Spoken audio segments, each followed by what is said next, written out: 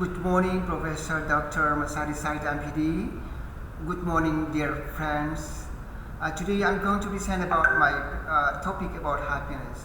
You know, everybody in the world, everybody around us, they will happy even though they have busy time in their life. Happiness is deeply rooted in our interaction with others. Happiness is a result of good things happening in and around us. Happiness is not just about personal fulfillment, but it's about ensuring that our joy doesn't come at the expense of others' pain. We should strive to be happy by keeping others happy. If someone finds happiness by causing others pain, it's a wrong and sinful process. True happiness is striving without hurting others. In this topic, I would like to explore more about my outlines about happiness. The first one is about the pursuit of happiness. In this part, you as a human being spend time with your loved ones, spend time with friends, family, sharing experience and creating memories. Share your attention by actively listening to others, making them feel valued. Make happiness a daily habit. The following daily habits may help you achieve more happiness in your life. The first one is exercise. Exercise is just for your body. Regular exercise can help balance brain chemicals involved in stress, anxiety, and depression while boosting self-esteem and happiness. The trick is to avoid overexerting yourself. If you suddenly throw yourself into strenuous routine, you may just end up frustrated. You can start small, such as walk around the block or 5 minutes of stretching. In time, you'll notice the added benefits and may want to step it up a gear. The second one is get plenty of sleep. Most adults need at least 7-hour trusted source of sleep. If you find yourself fighting the urge to nap during the day or just generally feel like you are in a fog, your body may be telling you it needs more rest. No matter how much our modern society steers us toward less sleep, we know that adequate sleep is vital to good health, brain function, and emotional well-being. Practice gratitude.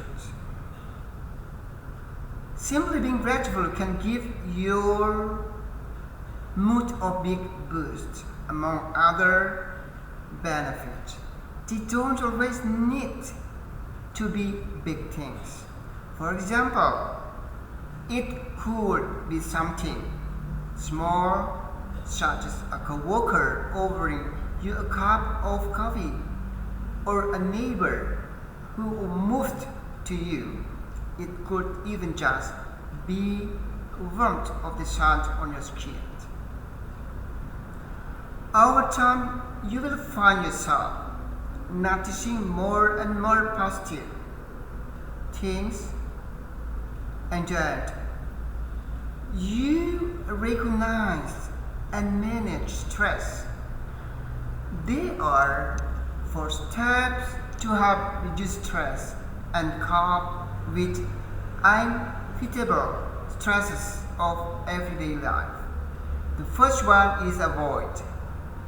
Believe it or not, it is possible to escape from some of the minor stress that tend to trouble people or your family or your friends around you. Take control of the stress that fills your day by finding ways to make the situation better. For example, if your commute is stressful, try buy a new CD to make it more enjoyable. Create distance between you and something that causes stress. If a coworker continually irritates you, create physical distance between the two of you. Say no when necessary. The second one is alter. Communicate clearly and let people know your expectations. It can make a world of difference. Respectfully ask someone to alter how they are treating you. Remember, use statement when addressing someone about how you feel. State your limitations in advance. For example, you can say, I only have 5 minutes to talk. The third is accept. Accepting the situations can ease much of the stress when avoiding and altering doesn't work. Talk with someone about how you are feeling. Call a friend, get coffee with a relative, or schedule appointment with a therapist. Forgive yourself or others is an important element of accepting stressful situations, and moving on is easier than sitting around stressing about uncontrollable situations. The fourth is adapt. Changing your standards and expectations of stressful situations can help you cope with stress. Don't strive for perfection. Instead, make reasonable substitutes throughout your daily life. Choose dinners that are easier to prepare and still make your family happy. Don't replay stressful situations over and over in your head. Choose to focus on the positive aspect in your life. Change your perspective by asking yourself if the stress will matter in 5 years. Stress is part of everyday life. Practicing these 4 steps can help to provide balance for a happier lifestyle. Type of happiness. In our life, we have types of happiness.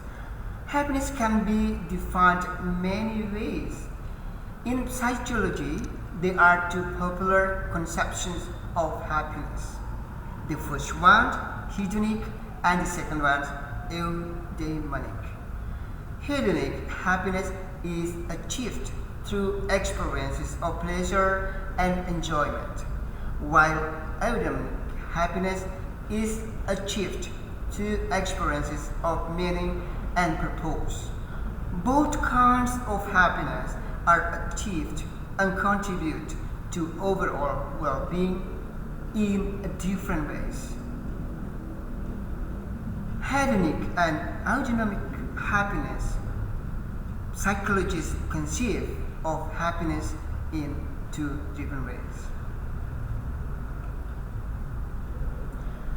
Some psychologists champions either a hedonic or an eudaimonic idea of happiness.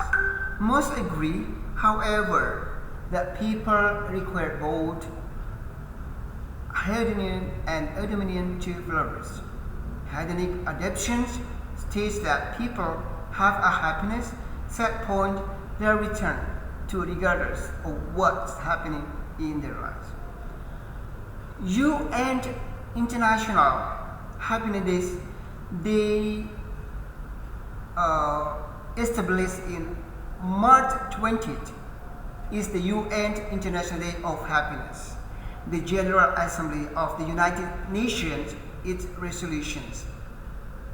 12 July 2012 proclaimed 20 March the International Day of Happiness, recognizes the relevance of happiness and well-being as universal goals and aspirations in the lives of human beings around the world, and the importance of their recognition in public policy objectives.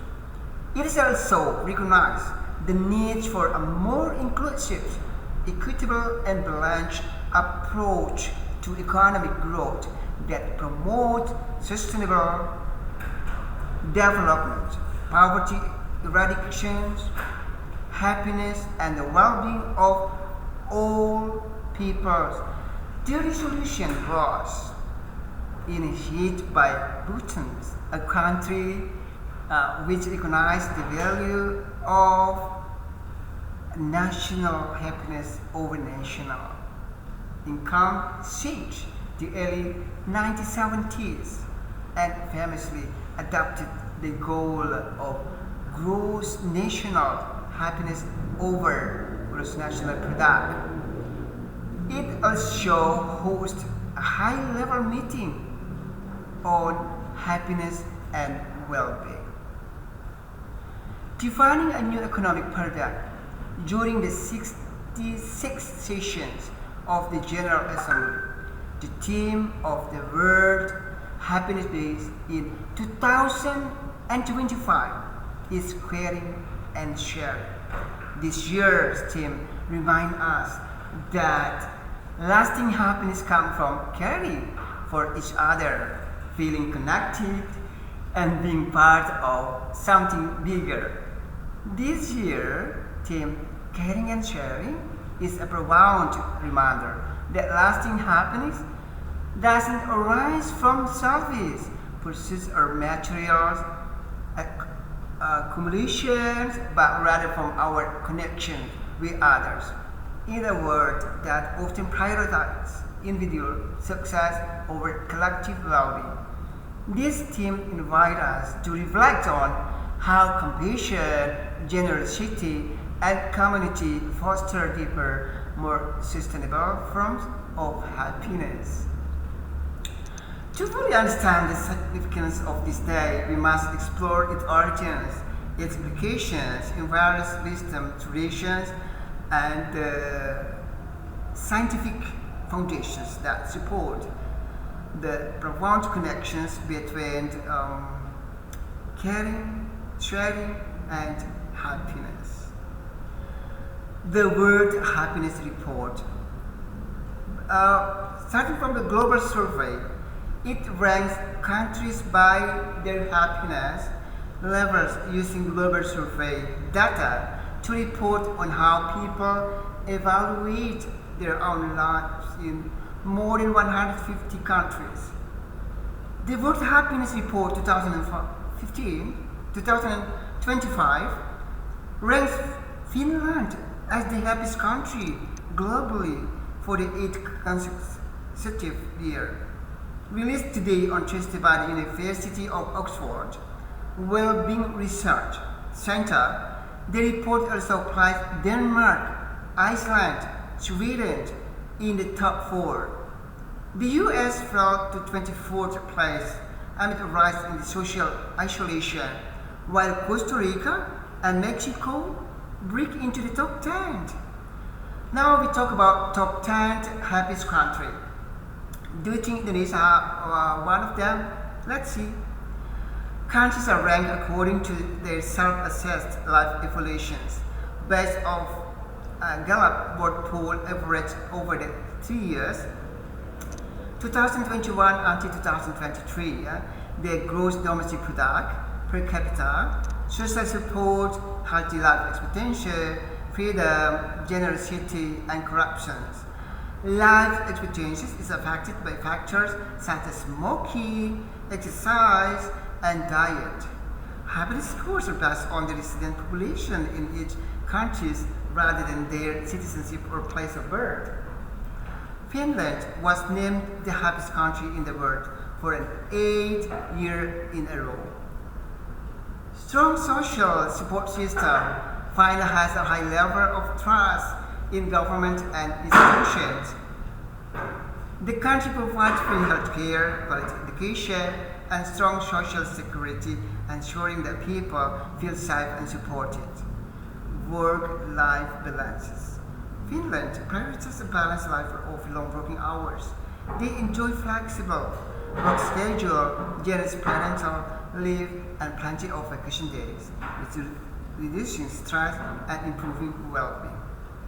Excellent education system. Finland is one of the best education system globally, with a focus on creativity, problem solving, and minimal stress. Students have shorter school days and less homework, leading to a more balanced life. High trust and low corruption. Finland trusts each other and their leaders. The government is one of the least corrupt in the world, and people generally feel safe in their communities because there is no corruption in the countries. So they will be free, and everywhere they go around them, they feel safe. Sharing and caring, based on the theme of UN in 2025. Fostering relationship. Strong relationships boost morale and create a supportive, happy work environment. Resource sharing, share items you no longer need, such as clothes, books, through donation or community exchanges. Community engagement. Participate in local charities or community service projects. Sharing your time and talents with those in need. Host gatherings or workshops that bring people together to share ideas and resources. Creating a culture strategy.